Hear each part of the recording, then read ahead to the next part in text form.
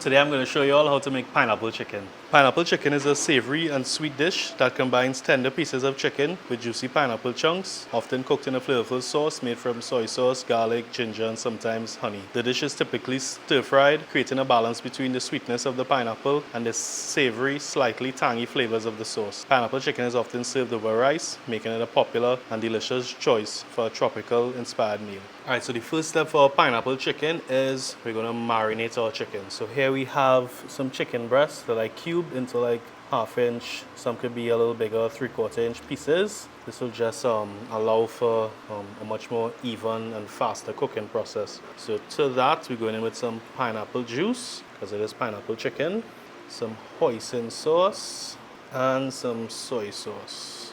Mix this up and massage it into our pieces of chicken. Once you get it evenly incorporated, you want to cover it, and you can let this sit right on your counter and marinate for about, I would say, no more than 15 minutes. Alright, so for your sauce, what we're doing here is we have some pineapple juice. I'm just going to add in some water to that, some honey, or if you prefer brown sugar or another sweetener, that's fine as well.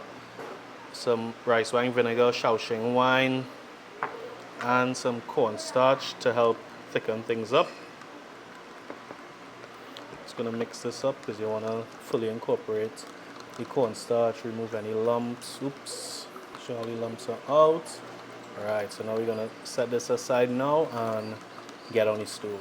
Alright, so here we have a regular medium-sized pot over high heat. You know, normally we use the wok, but today I just said let me just do a pot for persons who may not own a wok.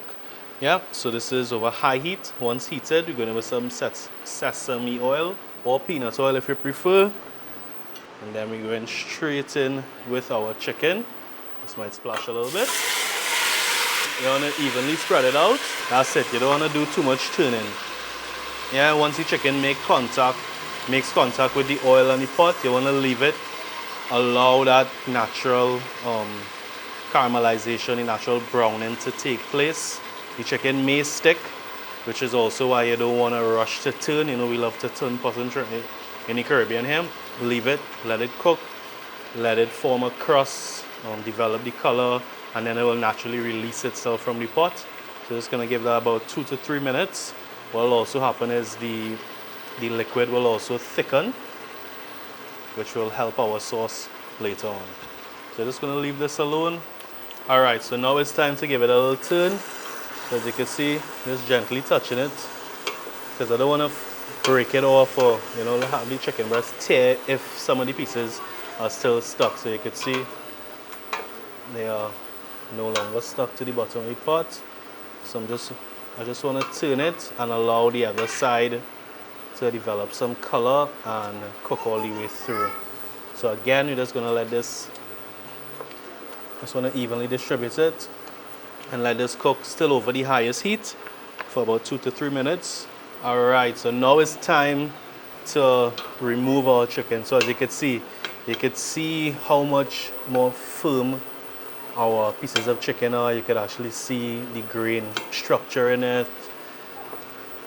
So what we're going to do now is we're going to remove it from the pot and get started on the sauce. So you just take your pot, just transfer it out. You want to get all the liquid out as well. Right back on the fire. And to this, we're going in with ginger and garlic. Just breaking it up a little bit. So once you start to smell the ginger and garlic, as your cue, just giving the sauce a little mix because the cornstarch tends to want to settle to the bottom. Straight in with our sauce. And you want to let this come up to a boil. Alright, so you can see it already starting to boil up. You can see how it's already starting to thicken up. And we have some big pieces of ginger here now. And you can see how the sauce deglazed the pan. Remember all our remaining residual sauce from the chicken was stuck to it. So we also deglaze the pan.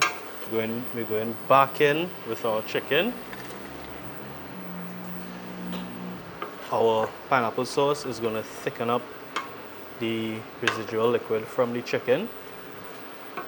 I'm just stirring to combine because you don't want any clumps of, well, we won't have any clumps of cornstarch, but you know, just to be sure.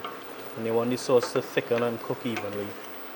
So it's still over high heat. Now with the high heat, you have to be conscious of sauce sticking to the bottom of the pan.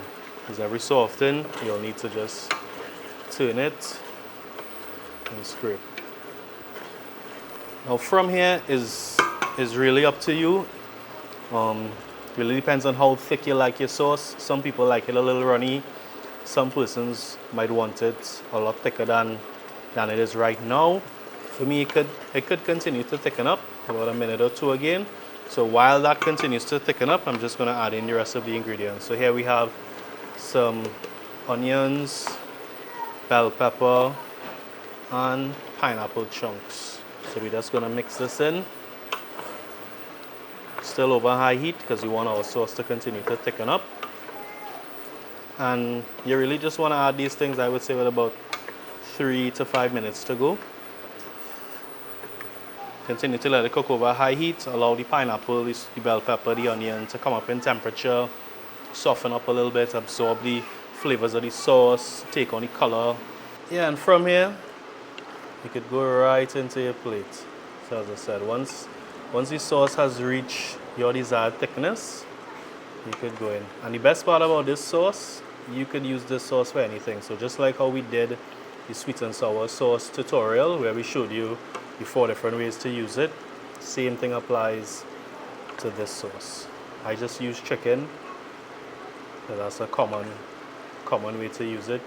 You could fry the chicken if you want, if you prefer that.